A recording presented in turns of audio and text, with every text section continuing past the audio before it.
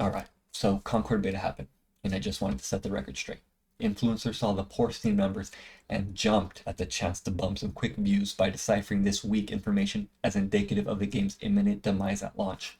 I'm here to tell you not only that there's life to Concord, but that very likely Concord is here to stay.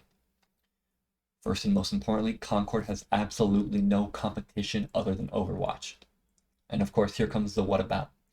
So let's take a look at a small catalog of games that influencers are mistakenly referring to as Concord's competition.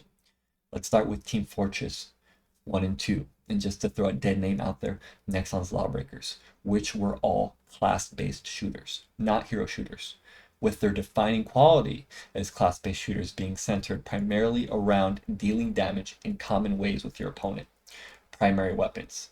While yes, there are similarities between these two genres of games, such as a modicum of difference in health stats and a few abilities distinguishing classes, these specific games ultimately center around a non-operative counters operative based system, as all classes intend to fill roles for game types rather than be answers to specific opponents and opponent types, feature no player choice limitations, and stand without the unique identities of names and faces. Battleborn, again, not a hero shooter, but a MOBA like League of Legends, misstyled in first person shooter format. Yes, centered around selecting unique champions just like a hero shooter, but not fundamentally the same genre, lacking much of the essence of gameplay as Overwatch, and even Lawbreakers and Team Fortress are much closer in format than Battleborn's squash minions for XP RPG styled gameplay. Apex Legends, which, if you play game semantics, is only a hero shooter in so much as there are champions with unique abilities. But let's be real, that's not the defining factor. Apex Legends is a battle royale in competition with the likes of Call of Duty Warzone, PUBG, Fortnite. And then there are games like Marathon Hunt Showdown, The Division, and The Finals, which are all semi-archetypal class-based extraction shooters. Literally right now, all Concord has to compete with is Overwatch 1 and 2, Star Wars Hunters, and Marvel Rivals. As for the second critical reason Concord must see some level of success, well, many video game players have been dying for a multiplayer game without microtransactions being shoved down their throats.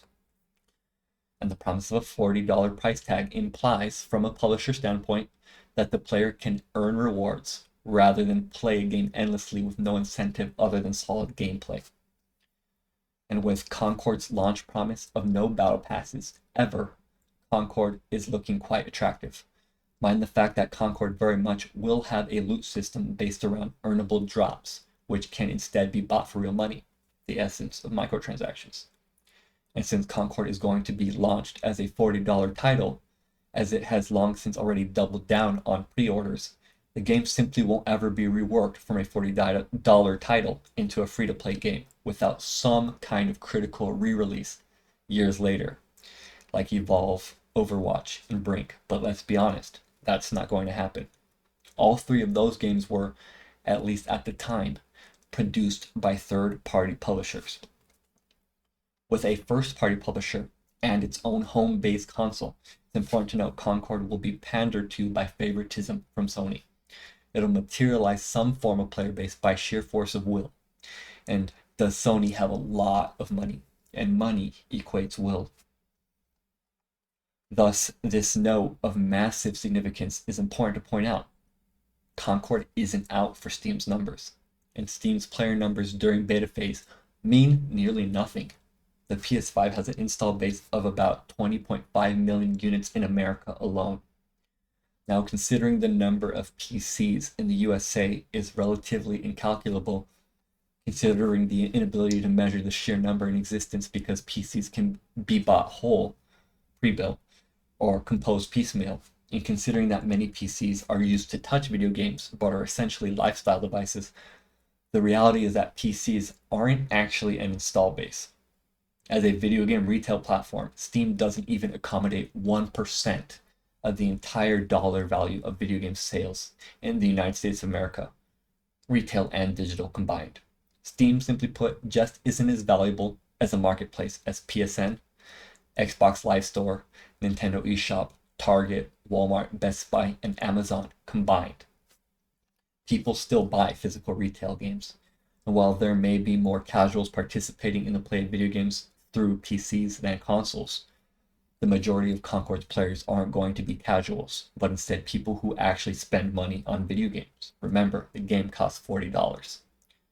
Citing DVD, though heavy core is the smallest segment, they spend a significantly higher number of hours gaming in an average week and have spent roughly twice as much money in the past 3 months on physical and or digital games for the computer than casual PC gamers. And this applies to consoles as well. Make no mistake, Concord will find an audience. The real question is whether or not it has any true longevity. And my answer to that is yes. Because the gameplay is solid, although the characters are absolutely bland. With Sony behind its back, and with Overwatch 2 already in some form of decline, Concord stands to imbue the hero shooter genre with new life. And with a genre ripe for the taking, featuring little to no competition but the fallen titan Overwatch, Concord and Sony only have anything to gain.